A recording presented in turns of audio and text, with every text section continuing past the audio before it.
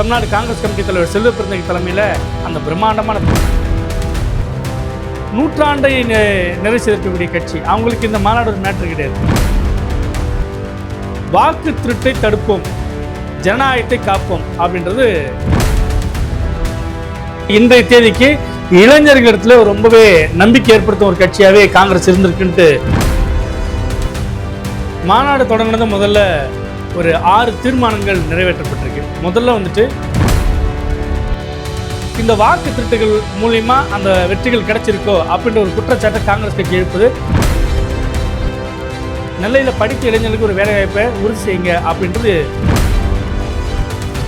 ஆம புகுந்து விடும் அமீனா புகுந்து விடும் உருப்படாது அப்படின்னு. ஏன் அதை சொன்னார்னா, திமுக கூட்டணியில் அங்கம் வைக்கிறதுனால அதை காங்கிரஸ் கட்சி அமைதியாக இருக்குது. உடனே பெரிய பட்டியல் போகிறாரு. காங்கிரஸ் கட்சி களம் இறங்கி இத்தகைய ஒரு மாநாடை நடத்துவதன் மூலம் உண்மையிலேயே சட்டமன்ற தேர்தல். டிஎன் டாக்ஸ் நேயர்களுக்கு வணக்கம். நான் உங்கள் அரவிந்த்குமார். ஒவ்வொரு சமூக அரசியல் நகர்வுகளை மிக நுணுக்கமாகவும் அதனுடைய பின்புல தகவல்கள் என்ன, அடுத்த கட்டமாக என்ன நடக்க வாய்ப்பு இருக்குது, இப்படியான முழு விவரங்களை நமது யூடியூப் சேனலில் வீடியோக்களாக பதிவு செஞ்சுட்டு வரோம். அந்த வகையில் நேற்று திருநெல்வேலி மாவட்டம் பாளையங்கோட்டை பெல் மைதானத்தில் நடைபெற்ற தமிழ்நாடு காங்கிரஸ் கமிட்டியோடைய ஒரு மாநாட்டை பற்றிய ஒரு விரிவான தகவல்களை இந்த வீடியோவில் பார்ப்போம்.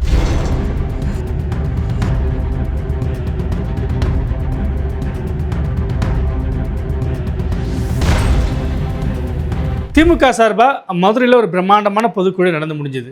அதிமுக சார்பாக மக்களை காப்போம் தமிழகத்தை மீட்போம்ட்டு கிட்டத்தட்ட 100க்கும் மேற்பட்ட சட்டமன்ற தொகுதிகளில் அதிமுக பொதுச் செயலாளர் எடப்பாடி பழனிசாமி பிரச்சாரம் மேற்கொண்டு வர்றார். மதுரையில் தன்னுடைய 2வது மாநில மாநாட்டை தாவேகா தலைவர் விஜய் நடத்தி முடிச்சிருக்காரு.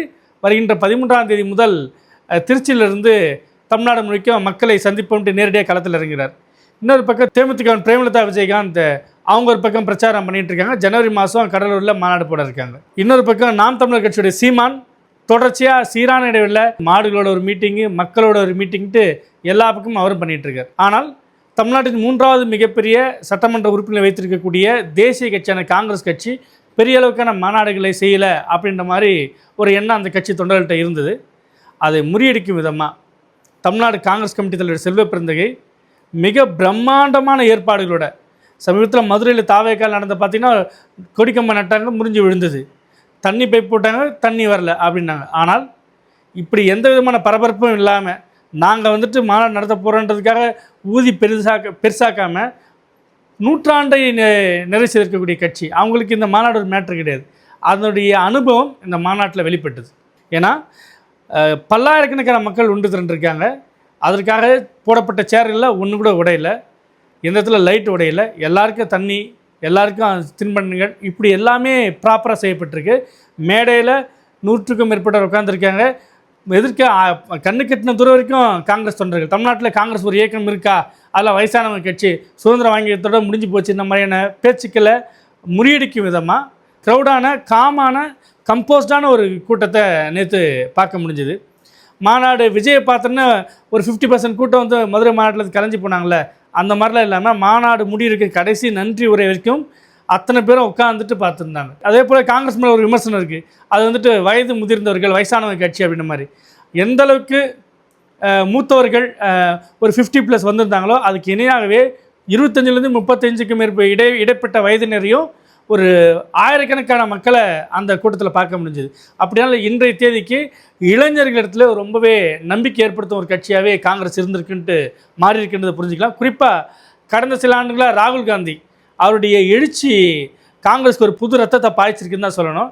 குறிப்பாக இந்த தேர்தல் ஆணையத்துடைய தில்லுமுள்ளுகளை ஓட்சோர் அப்படின்ற ஒரு விஷயத்தை அவர் வெளிப்படுத்திட்ட பிறகு ஒட்டுமொத்த காங்கிரஸ் இந்தியா முழுக்க ஒரு உற்சாகத்தில் தான் புறப்பட்டு வந்திருக்கிறாங்க. அந்த உற்சாகத்தை தமிழ்நாட்டில் கொப்பளிக்கிறத நம்மளால் பார்க்க முடிஞ்சது. அதுதான் செல்வ பெருந்தகை தலைமையில் கூட்டப்பட்ட அந்த கூட்டத்தில் நம்மளால் தெரிஞ்சிடுது. அந்த கூட்டத்தோட அடிப்படை ஆதாரமான ஸ்லோகம் என்னென்னா, வாக்கு திருட்டை தடுப்போம், ஜனநாயகத்தை காப்போம் அப்படின்றது அதோடைய மாநாட்டுடைய நோக்கமாக இருந்தது. ஏன்னா கர்நாடக நாடாளுமன்ற தேர்தலில் மகாதேவபுர சட்டமன்ற தொகுதிக்குள்ளே மட்டும் ஒரு தொகுதிக்குள்ளே 1 லட்சம் பேரை ஒரு போலி வாக்காளர்களை சேர்த்துருக்காங்கன்றத தேர்தல் ஆணையம் கொடுத்த தரவுகளின் அடிப்படையில் வைத்து ராகுல் காந்தி அந்த உண்மையை தோல் எரித்து வெளிச்சம் போட்டு காட்டியிருக்கார். அப்போது பீகாரில் இப்போ சிறப்பு தீவிர திருத்தம், அந்த தேர்தல் வாக்காளர் பட்டியலில் இந்த மாதிரி திருத்தங்கள் மேற்கொண்டு ஒரு 65 லட்சம் பேரை பட்டியலேருந்து நீக்கியிருக்கிறாங்க. அதாவது யாரெல்லாம் பாஜகவுக்கு ஓட்டு போட மாட்டாங்க அப்படின்ற மாதிரி ஒரு சந்தேகத்துக்கு வலயத்துக்குள்ளே வராங்களோ, சிறுபான்மையினர், இஸ்லாமியர், கிறிஸ்தவர், ஒடுக்கப்பட்ட இனத்தை சேர்ந்தவங்க, இந்த மாதிரியான விஷயங்கள்லாம் நமக்கு தேவையில்லை. நமக்கு வந்து குறிப்பிட்ட இந்துத்துவ கொள்கைகளை ஆதரிக்கிற அந்த கூட்டம் மட்டும் ஓட்டு போட்டால் போதுன்ற மாதிரி அதுக்காக ஒரு வாக்காளர் பட்டியலை தேர்தல் ஆணையமே தயாரித்து கொடுக்குதுன்ற அளவுக்கு நிலைமை ரொம்ப மோசமாக இருக்குது. அதை கண்டித்து பீகாரில் ஒரு 17 நாள் கிட்ட ஒரு பேரை நடத்துகிறார். ஒரு 1300 கிலோமீட்டர் கிட்ட அவர் வந்து ட்ராவல் பண்ணியிருக்கார் ராகுல் காந்தி. இந்தியா கூட்டணியில் இருக்கக்கூடிய எல்லா அரசியல் கட்சி தலைவர்களும், குறிப்பாக தமிழ்நாட்டிலேருந்து முதலமைச்சர் மு க ஸ்டாலின் கூட அந்த கூட்டத்தில் போய் கலந்துக்கிட்டார். இப்படியாக பீகார் நடந்தது மாதிரி, மகாராஷ்டிரா நடந்த மாதிரி, கர்நாடகா நடந்த மாதிரி நாளைக்கு தமிழ்நாட்டிலும் இன்னும் கையற்ற தூரத்தில் இருக்குது தமிழ்நாடு சட்டமன்ற தேர்தல். 2026 உங்களுக்கு ஏப்ரல் மேலே வந்து உங்களுக்கு தேர்தல் நடந்து முடிவுகளும் வந்துடும். அப்படின்றப்போ இந்த இடைப்பட்ட இந்த 8 மாதத்தில் தேர்தல் ஆணையம் இங்கேயும் ஒரு கூட்டத்தை போட்டிருக்காங்க. வர 10ஆம் தேதி நாளைக்கு அந்த கூட்டம் இருக்குது. அதை மாநில தேர்தல் ஆணையத்தை அதிகாரிகளை கூப்பிட்டு மத்திய தேர்தல் ஆணையம் நீங்கள் இந்த வாக்காளர் பட்டியலாம் எடுத்துகிட்டு வாங்க அப்படின்னு ஒரு கூட்டம். அரசியல் கட்சியிலும் கூப்பிட்றாங்க, நாங்கள் இதுமாதிரி சிறப்பு தீவிர திருத்தத்தை நாங்கள் வாக்காளர் பட்டியலை மேற்கொள்ளான்னு இருக்கோம். வீடு வீடாக போயிட்டு வாக்காளர் பட்டியல் சரிபார்ப்பு பணிகள், இறந்தவர்களை நீக்க போகிறோம், புதுசாக 18 வயதுக்கு மேற்பட்டவர்களை சேர்க்க போகிறன்ற மாதிரி. இது நியாயமான ஒரு நடைமுறை தான். ஆனால் அதில் தங்களுக்கு வேண்டும் வேண்டாதவங்களில் பாரபட்சத்தோடு தேர்தல் ஆணையம் அணுகுதோ அப்படின்ற ஒரு குற்றச்சாட்டு இவ்வளோ தூரம் வெளிப்படையாக வந்துட்ட பிறகு மகாராஷ்டிராவில் நடந்தது போல், பீகாரில் நடந்தது போல் தமிழ்நாட்டிலும் நடந்துருமோன்ற ஒரு அச்சத்தை கேள்வியாக எழுப்பியிருக்கிறது தமிழ்நாடு காங்கிரஸ் கமிட்டி. அதற்காக தான் திருநெல்வேலி பாளையங்கோட்டை பில் மைதானத்தில் இந்த வாக்கு திருட்டை தடுப்போம், ஜனநாயகத்தை காப்போம் அப்படின்ற தலைப்பில் தமிழ்நாடு காங்கிரஸ் கமிட்டி தலைவர் செல்வ பெருந்தகை தலைமையில் அந்த பிரம்மாண்டமான பொதுக்கூட்டம் நடந்தது. நிஜமாலுமே தமிழ்நாடு காங்கிரஸ் கமிட்டிக்கு ஒரு நீண்ட நாட்கள் கழித்து ஒரு ஒரு ரொம்ப ப்ரொடக்டிவாக அந்த கட்சி தொண்டர்களை வந்துட்டு சோர்வுறாமல் களத்தில் இறங்கி வேலை செய்கிறதுக்கான அந்த ஆற்றலை தரக்கூடிய அளவுக்கு ஒட்டுமொத்த பெரும்பாலும் காங்கிரஸ் என்ன சொல்லுவாங்க, கோஷ்டி புஷ்லுக்குன்னு சொல்லுவாங்களே, அதை அத்தனையும் உடச்சி வரிசையெல்லாம் உட்காந்துட்டு இருக்காங்க. முன்னாள் தலைவர்கள் அத்தனை பேருமே உட்காந்துருக்காங்க. கேவி தங்கபாலு, திருநாவுக்கரசு, ப சிதம்பரம், முக்கியமான தலைவர்கள், தேசிய அளவில் அந்த கிரீஷ் சோடங்கர் உட்காந்துருக்காரு, பவன் கேரா இருக்கார், இப்படி எல்லாருமே உட்காந்துட்டு இருக்கிறாங்க. சட்டமன்ற குழு தலைவர் ராஜேஷ்குமார் எம்எல்ஏ, இப்படி எல்லாருமே உட்காந்துட்டு இருக்காங்க. அவர்கள் அத்தனையும் ஒரு ஒற்றை சரடாக தமிழ்நாடு காங்கிரஸ் என்ற ஒற்றை சரட்டுக்குள்ள மனமாச்சரியங்களை கடந்து நமக்கு தேர்தல் வெற்றி முக்கியம் அப்படின்ற மாதிரியான அந்த ஒற்றை இலக்கியம், அதற்கு தேர்தல் ஆணையத்தோடைய இந்த வாக்கு திருட்டுக்கு நாம் ஒரு வந்துட்டு தடைக்கெல்லாம் இருக்கணுன்ற ஒரு நோக்கத்தோடையும் அந்த மாநாடு நடந்ததை அது மையப்புள்ளியாக பேசின செல்வ பெருந்தகையுடைய பேச்சு உணர்த்துச்சு. ரொம்ப அருமையான ஒரு மாநாடுன்னு தான் நம்ம சொல்லணும். மாநாடு தொடங்கினது முதல்ல ஒரு 6 தீர்மானங்கள் நிறைவேற்றப்பட்டிருக்கு. முதல்ல வந்துட்டு இப்படியான ஒரு அணுகுண்டு, ராகுல் காந்தி பாணியில் சொல்கிறதா ஒரு அணுகுண்டை போட்டுருக்காருல, இன்னும் ஹைட்ரஜன் குண்டு வரப்போது, அது என்னன்னு தெரியல. இந்த அணுகுண்டை போட்டு தேர்தல் ஆணையத்தில் அதோடைய ஒரு பக்க சார்பு நிலையை வெளிப்படுத்தி அந்த உண்மைகளை எடுத்துருத்த அந்த ராகுல் காந்திக்கு ஒரு பாராட்டிய ஒரு தீர்மானம். இது காங்கிரஸ் கட்சி நிறைவேற்ற வேண்டிய தீர்மானம் இல்லை, ஒட்டுமொத்தமாக ஜனநாயகத்தின் மீது நம்பிக்கை கொண்ட இந்திய குடிமக்கள் ஒவ்வொருமே, ஒருவேளை நம்ம வாக்கு அகற்றப்பட்டிருக்குமோ, ஒருவேளை நம்ம வாக்கு வேறு யாராவது போட்டிருப்பாங்களோ, ஒருவேளை நம்ம பேரில் வந்து வேறு ஏதோ மாநிலத்தை வேறு ஏதோ தேர்தலில் யாரோ ஒருத்தர் வாக்குகளை பதிவு செய்யக்கூடுமோ அப்படின்ட்டு அஞ்சுகின்ற மனசாட்சியுடைய ஒவ்வொரு இந்திய குடிமகனும் அந்த ராகுல் காந்தியை பாராட்டி ஒரு தீர்மானம் போட்டால் எப்படி இருக்குமோ அத்தகைய ஒரு தீர்மானத்தை தான் முதலாவது தீர்மானமாக நிறைவேற்றியிருக்காங்க. அடுத்தபடியாக 2024 நாடாளுமன்ற தேர்தல், அதை ஒட்டி நடந்த பல்வேறு சட்டமன்ற தேர்தல்களில் பார்த்திங்கன்னா பாரதிய ஜனதா கட்சி வெற்றி பெற்றுகின்றப்போ இந்த வாக்கு திருட்டுகள் மூலிமா அந்த வெற்றிகள் கிடைச்சிருக்கோ அப்படின்ற ஒரு குற்றச்சாட்டை காங்கிரஸ் கட்சி எழுப்புது. அதனால் வாக்கு திருட்டனே பதவி விலகு அப்படின்ற மாதிரியான ஒரு முழக்கத்தையும் 2வது தீர்மானமாக நிறைவேற்றி இருக்காங்க. அதுக்கப்புறம் தமிழ்நாடு கவர்மெண்ட்டிட்ட ஒரு கோரிக்கை, 1975ஆம் வருடத்தையே வனவிலங்கு சட்டத்தில் என்ன பண்ணுறாங்கன்னா காட்டு பன்றியும் சேர்த்துருக்காங்க, அதை வேட்டையாடுவதை தடுக்கிறதுக்காக. ஆனால் நெல்லை மாவட்டத்தில் மலையோர கிராமங்களில் பார்த்திங்கன்னா பல்லாயிரம் ஏக்கரில் வந்துட்டு பல்வேறு வகையான பயிர்கள் விளைவிக்கப்படுகின்றன.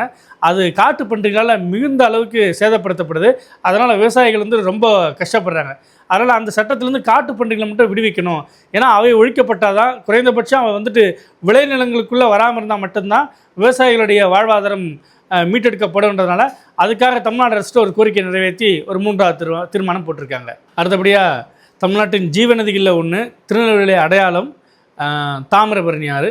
தாமிரபரணி நீண்ட காலமாக தூர்வாரப்படாமல் இருக்குது. அதை தூர்வாரணும், கரைகளை பலப்படுத்தணும், அதில் இருக்கிற கரையோரமாக இருக்கக்கூடிய மண்டபங்கள், படித்துறைகளை இதெல்லாம் புனரமைக்கணும். இதுக்காக ஒரு திட்ட அறிக்கையை தயார் செஞ்சு மத்திய அரசு கொடுத்து நிதி ஒதுக்கீடு செய்து அந்த பணிகளை மேற்கொள்ளணும் அப்படின்ற மாதிரி அந்த மாவட்டம் சார்ந்த ஒரு கோரிக்கையும் தீர்மானமாக நிறைவேற்றப்பட்டிருக்கு. அதே போல் நெல்லை மாவட்டத்தில் நாங்குநேரில் சிறப்பு பொருளாதார மண்டலம் ஸ்பெஷல் எக்கனாமிக் ஜோன் கொண்டு வருவோன்னு மத்திய அரசு ஏற்கனவே அறிவித்தாங்க. ஆனால் அந்த அறிவிப்பு வெற்றி அறிவிப்பாகவே இருக்குது. எப்போ தான் கொண்டு வருவீங்க, சீக்கிரம் கொண்டு வந்து நெல்லையில் படித்த இளைஞர்களுக்கு ஒரு வேலைவாய்ப்பை உறுதி செய்யுங்க அப்படின்றது இன்னொரு தீர்மானம். அதுக்கப்புறம் இந்த ஆதிச்சநல்லூர், கீழடி இங்கெல்லாம் தொழில் ஆய்வுகள் மூலிமா தமிழனுடைய மரபு கிட்டத்தட்ட ஒரு 3500 ஆண்டுகள் தொன்மையை தாண்டி போயிட்டுருக்குன்றத அறிவியல் பூர்வமாக சான்றுகள் வெளிக்கொண்டு வந்திருக்கு. ஆனால் அதுக்கு கூடுதல் ஆவணங்கள் வேணும், கூடுதல் சான்றுகள் வேணுன்ற மாதிரி மத்திய அரசு அந்த ஆய்வு முடிவுகளை ஏற்க மறுக்குது இல்லையா. அதுக்காக மத்திய அரசையும் இதுக்கு தமிழ்நாடு பிஜேபியும் ஆமாம் ஆவணம் இருந்தால் தான் சரியாக ஏற்றுக்க முடியும், இல்லைனா ஒன்று ஏற்றுக்க முடியாதுன்னு சொல்லக்கூடிய இந்த தமிழ்நாடு பிஜேபியும் கண்டிக்கும் விதமாக அந்த கடைசி தீர்மானம் அங்கே நிறைவேறியிருக்கு. கூட்டத்தில் ப. சிதம்பரம் முன்னாள் நிதியமைச்சர், தமிழ்நாடு காங்கிரஸில் ஒரு முக்கியமான நபர், அவர் பேசும்போது பார்த்திங்கன்னா ஒரு பழமொழி சொல்கிறார், ஆமை புகுந்து விடும் அமீனா புகுந்து விடும் உருப்படாது அப்படின்ற மாதிரி. ஏன் அதை சொன்னார்னா, தமிழ்நாட்டில் 2 அணிகள் இருக்கும் பட்சத்தில் அதில் எந்த அளவுக்கும் வாக்கு திருட்டு நடக்க சான்ஸ் இல்லை. ஒரு பக்கம் திமுக இந்தியா கூட்டணி, இன்னொரு பக்கம் அதிமுக கூட்டணி இருக்கும்போது இந்த கூட்டணிகள் நீண்ட நெடிய காலமாக சட்டமன்ற நாடாளுமன்ற தேர்தலை எதிர்கொண்டிருக்காங்க. அந்த பூத் லெவல் கமிட்டி வரைக்கும் அவங்களுக்கு எப்படி அந்த வாக்காளர் பட்டியலில் சரி பார்க்கணும், உண்மையான வாக்காளர்கள் வராங்களா இல்லை போலி வாக்காளர் வந்துட்டாங்களான்றதை அந்த கண்காணித்த ஒரு நீண்ட நெடிய மரபு அவங்களுக்கு இருக்குது. ஆனால் இப்பொழுது அதிமுக கூட பாரதிய ஜனதா கூட்டணி வச்சதுனால இந்த வாக்கு திருட்டு நடந்துருமோ அப்படின்ற ஒரு அச்ச உணர்வு ஏற்பட்டிருக்குன்னு அவர் பேசினார். அதனால தான் அதிமுகவோட பாரதிய ஜனதா கூட்டணி வைத்தது வந்துட்டு ஆமை புகுந்த வீடு அமீனா புகுந்த வீடு அப்படின்ற மாதிரி அந்த பழமொழி வாயிலாக அவர் வந்துட்டு ஊமைப்படுத்தி பேசியிருந்தார். அதனால் கொஞ்சம் கூடுதல் கவனமாக இருக்கணும். மகாராஷ்டிரா நடந்தது போல், பீகார் நடந்தது போல் தமிழ்நாட்டில் நடந்துடக்கூடாது, அதுக்கு நம்ம கவனமாக இருக்க வேண்டிய நேரம் அப்படின்ட்டு ப. சிதம்பரம் குறிப்பிட்டார். அதே போல் டெல்லியில் ராகுல் காந்தி ப்ரெஸ் மீட் பண்ணும்போது அடிக்கடி பவன் ஒருத்தரை கூப்பிட்டு இருந்தார். அவர் யாருன்னா காங்கிரஸ் கட்சியோட தேசிய ஊடக பிரிவு தலைவர் தான் பவன் கேரா. அவர் வரும்போது அந்த ராகுல் காந்தி எவ்வளோ எஃபோர்ட் போட்டு இந்த தேர்தல் ஆணையத்துடைய இந்த தில்லுமுழுகளை வந்துட்டு வெளிச்சம் போட்டு காட்டினார் அப்படின்ற தகவலை ரொம்ப விரிவாக பதிவு பண்ணார். அதே போல் இது வெறும் வாக்கு திருட்டு மட்டும் இல்லை, நம்ம இந்தியர்களுடைய ஒவ்வொருத்தருடைய எதிர்கால திருட்டு, அவங்களுடைய பென்ஷன், அவங்களோட ஓய்வூதியம், அவங்களுடைய நிலங்கள், அவங்களுடைய மற்ற உரிமைகளையும் கூட சேர்த்து பறிக்கக்கூடிய ஒரு திருட்டு. வெறும் ஒரு ஓட்டு போட்டுட்டு போயிடுறாங்கன்னு மட்டும் இல்லை, நீங்கள் இந்த ஊரில் வாழ்கிறீங்க வசிக்கிறீங்கன்றப்ப அது அத்தனையும் அந்த அடையாளங்களையும் அழிக்கிறதுக்கான ஒரு முயற்சி தான் அது அப்படின்ற ஒரு இதுக்கு பின்னாடி ஒளிஞ்சிருக்கிற அந்த பெரிய ஒரு பிரச்சனையை அவர் முக்கியமாக சுட்டி காட்டினார். அதே போல் பாரதிய ஜனதா கட்சி திருக்குறளை வச்சுட்டு திருவள்ளுவரை வச்சுக்கிட்டு தமிழ்நாட்டுக்கிட்ட ரொம்ப ஒரு அக்கறை இருக்கமாக நடிக்கிறாங்க. ஆனால் தமிழக இளைஞர்கள் மேலேயோ தமிழக பெண்கள் மேலேயோ அவங்களுக்கு எந்த விதமான மதிப்பு மரியாதை இல்லை. அப்படி இருந்தால் இங்கே இருக்கக்கூடிய பல்வேறு விஷயங்களுக்கு அவங்க மத்திய அரசு ஒத்துழைப்பு தான் தந்திருக்கணும், ஆனால் தரலையே அப்படின்னு ஒரு பட்டியல் போடுறாரு. அதன் பிறகு செல்வ பெருந்தகை பேச வரும்போது பெரிய ஆர்வம் ஒரு எழுச்சி. ஏன்னா தமிழ்நாடு காங்கிரஸ் கமிட்டி வந்துட்டு ஒரு நெல்லிக்காய் மூட்டைன்னு பேசுகிறவங்கள ஒட்டுமொத்தமாக ஒரு அரிசி பை, நாங்கள் ஒரு விதை நெல் அப்படின்ற மாதிரி மாற்றி வச்சுருக்கக்கூடிய அந்த முயற்சியை எல்லாருமே பாராட்டினாங்க. அதனால் அவருடைய பேச்சுக்கு ஒரு பெரிய எதிர்பார்ப்பு இருந்தது. அதே போல் அவரும் அதுக்கு தக்க வகையில் அதிமுக பேச்சில் எடப்பாடி பழனிசாமி வைக்கக்கூடிய ஒரு குற்றச்சாட்டில் தன்னுடைய பேச்சு துவக்கிறார். திமுக கூட்டணியில் அங்கம் வைக்கிறதுனால காங்கிரஸ் கட்சி அமைதியாக இருக்குன்ட்டு உடனே பெரிய பட்டியல் போகிறார். நாங்கள் எந்தெந்த விஷயங்களுக்கெல்லாம் கூட்டணியில் இருந்தபோது கூட நியாயமாக நாங்கள் குரல் கொடுத்துருக்கோம், சட்டமன்றத்துக்குள்ளேயும் குரல் கொடுத்துருக்கோம், மக்கள் மன்றத்திலேயும் குரல் கொடுத்துருக்கோம். எங்களை கூட்டணியில் இருக்கிறதுனால நாங்கள் எல்லாத்தையும் ஏற்றுக்க மாட்டோம், அப்படியே அமைதியாக கடந்து போய்டும் நீங்கள் நினைக்காதீங்கன்ட்டு வரிசைப்படுத்தி பேசினார் செல்வ பெருந்தகை. அதேபோல் தேர்தல் பிரச்சாரம் நடத்தும்போது சுவிஸ் வங்கியில் பதுக்கப்பட்டிருக்கிற கருப்பு பணத்தை கொண்டு வந்துட்டு 15 லட்சம் கொடுப்போம் மோடி சொன்னார். இது என்னாச்சு? இது மாதிரியான அந்த பாரதிய ஜனதா கொடுத்த அந்த போலி வாக்குறுதிகளை ஒவ்வொன்றையாக சொல்ல காங்கிரஸ் தொண்டர்கள் மத்தியில் அப்படி ஒரு எழுச்சி, அப்படி ஒரு உற்சாகம். இதுக்கு இந்த கூட்டமே சாதாரண கூட்டம், இப்போ கூட்டினதே பல்லாயிரக்கணக்கான மக்கள் திரண்டிருந்தாங்க. ஆனால் இதை தாண்டி கிட்டத்தட்ட ஒரு 3-4 லட்சம் பேர் திரளக்கூடிய அளவுக்கு ஒரு பெரிய ஒரு மாநாடு விரைவில் நடக்க இருக்குது. ராகுல் காந்தி அதில் கூட்டத்தில் கலந்துக்க இருக்கிறார் அப்படின்ற ஒரு ஸ்வீட்டான செய்தியை காங்கிரஸ் தொண்டர்களுக்கு செல்வ பெருந்தகை தன்னுடைய உரையின் முடிவில் முத்தாய்ப்பாக கொடுத்தார். ஒட்டுமொத்தமாகவே தமிழக அரசியல் களம் ரொம்ப பெரிய அளவுக்கு சூடு பிடிச்சிருக்கு அப்படின்றத மற்ற கட்சிகளுடைய மாநாடுகள் உணர்ச்சோ இல்லையோ, காங்கிரஸ் கட்சி களம் இறங்கி இத்தகைய ஒரு மாநாடை நடத்துவதன் மூலம் உண்மையிலேயே சட்டமன்ற தேர்தல் தீயாக பற்ற ஆரம்பிச்சிருக்கு. இங்கே இருக்கிற ஒவ்வொரு அரசியல் கட்சியும் அதை ரொம்ப உத்வேகத்தோடு அணுகிறாங்கன்றதுக்கு ஒரு உதாரணமாக காங்கிரஸ் நடத்திய இந்த வாக்கு திருட்டை தடுப்போம், ஜனநாயகத்தை பாதுகாப்போம் அப்படின்ற ஒரு மாநாடு அமைஞ்சுது. இது போன்ற நுணுக்கமான அரசியல் பரவ கொண்ட வீடியோக்களை நமது டிஎன் டாக்ஸ் யூடியூப் சேனலில் தொடர்ச்சியாக பாருங்கள். நன்றி, வணக்கம்.